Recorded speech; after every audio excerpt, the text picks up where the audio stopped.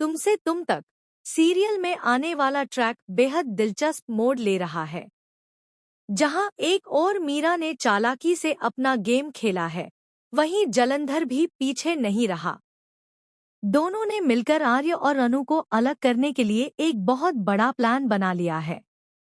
योजना के तहत वे अनु को नील के साथ जोड़ने की कोशिश में लग गए हैं।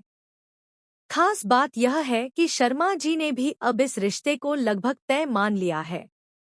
उनका मानना है कि नील जैसा लड़का अनु के लिए परफेक्ट जीवन साथी साबित होगा। लेकिन सबसे बड़ी बात यह है कि अनु को इस पूरे मसले की भनक तक नहीं है। इधर जब आर्यवर्धन को यह सब पता चलता है और वह अपने पिता शर्मा जी के मुंह से यह सुनता है कि नील ही अनु के लिए सबसे अच्छा जीवन साथी है, तो वह अंदर से टूट जाता है। वह अकेले अपने केबिन में जाकर भावुक हो जाता है और खुद को रोक नहीं पाता। उसके आंसू इस बात का गवाह बनते हैं कि वह अनु से सच्चा प्यार करता है और उसे खोने का ख्याल भी उसके लिए असहनीय है। इसी बीच जलंधर एक और चाल चलता है। वह अनु से मिलने जाता है और सीधे सीधे कह देता है कि भले ही तुम ये स्वेटर आर्य के लिए बुन रही हो, लेकिन ये ख्वाब देखना छोड़ दो कि वह तुमसे शादी करेगा।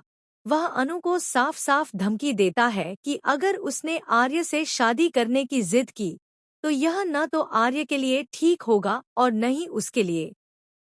अनु इस बात को सुनकर चुप नहीं रहती।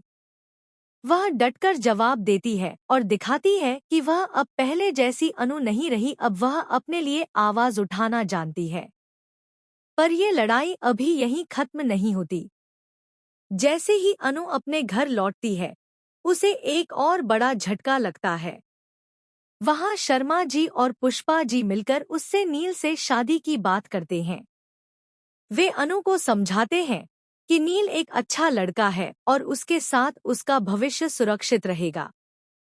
मगर अनु इस रिश्ते को साफ तौर पर नकार देती है।